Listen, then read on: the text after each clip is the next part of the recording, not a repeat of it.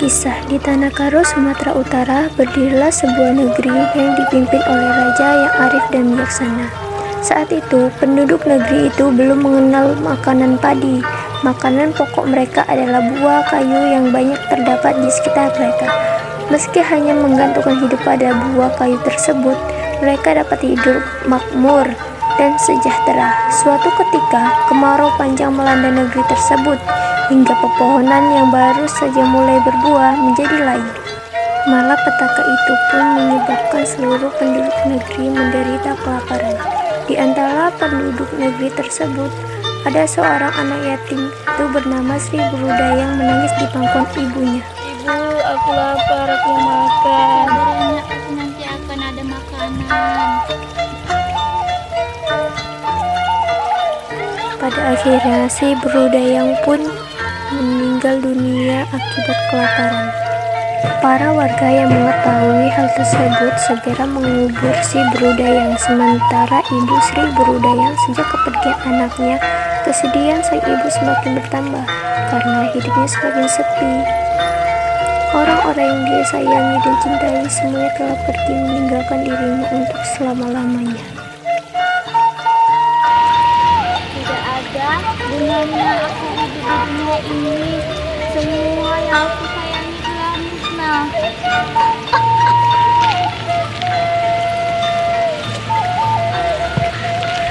Dengan tubuh yang lemas, ibu Sri Brudayang pun berjalan ke tepi sungai.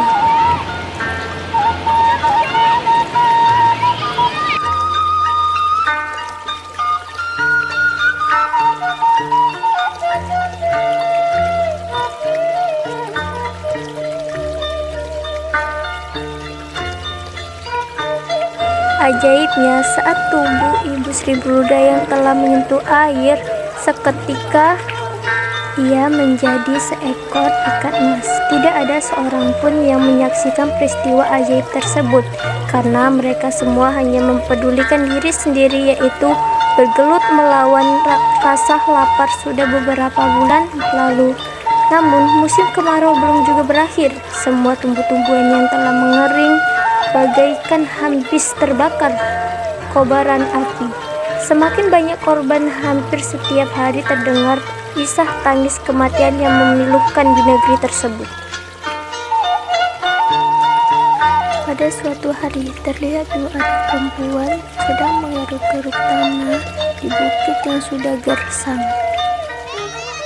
Setelah beberapa waktu menggaruk-garuk tanah, akhirnya mereka menemukan sebuah buah yang menyerupai labu. Karena tidak mengetahui buah apakah itu, akhirnya mereka memutuskan untuk membawa buah tersebut menemui ibu mereka.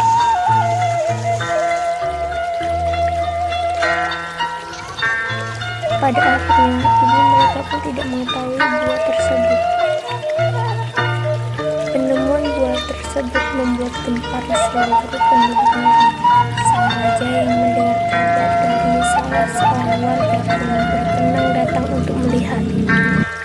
Tiba-tiba terdengar suara dari angkasa yang berkata, "Wahai penduduk negeri, buah yang ada di hadapan kalian adalah penjelmaan seorang anak laki-laki yang bernama Sri Brudayang.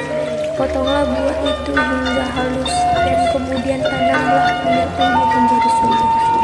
Jika buah pencermaan si Brudayang itu kalian pelihara dengan baik, maka akan berbuah dan menjadi makanan kalian." Anak itu sangat merindukan ibunya. Pertemukanlah ia dengan ibunya yang telah menjelma menjadi ikan di sungai.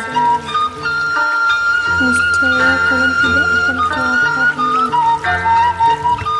Potong buah tersebut.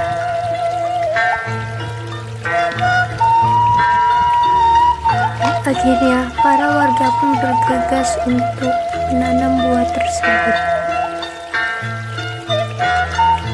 Warga pun menanam buah itu dengan sangat baik. Akhirnya, musim kemarau pun berakhir. Hujan deras melanda negeri mereka, dan 2 bulan kemudian, buah yang mendekat tanam tersebut pun berbunga dan berbuah.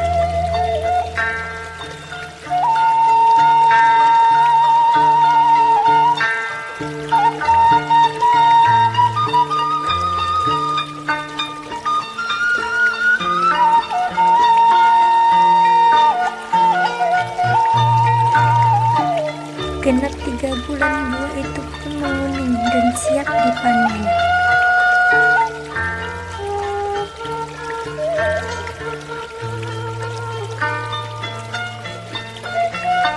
Sejak saat itulah penduduk Tanah Karo membibit dan memelihara tanaman yang kemudian mereka sebut Sri Brudayang atau yang sering masyarakat sebut padi.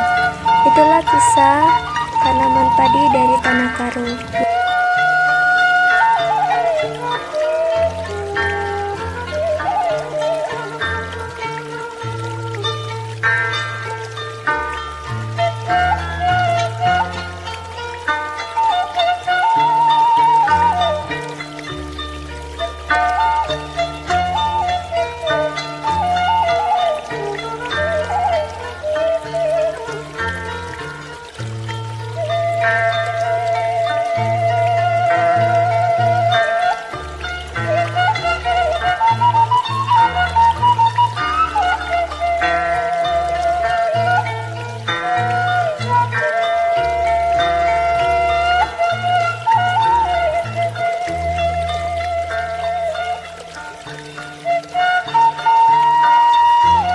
Itulah drama dari kelompok kami.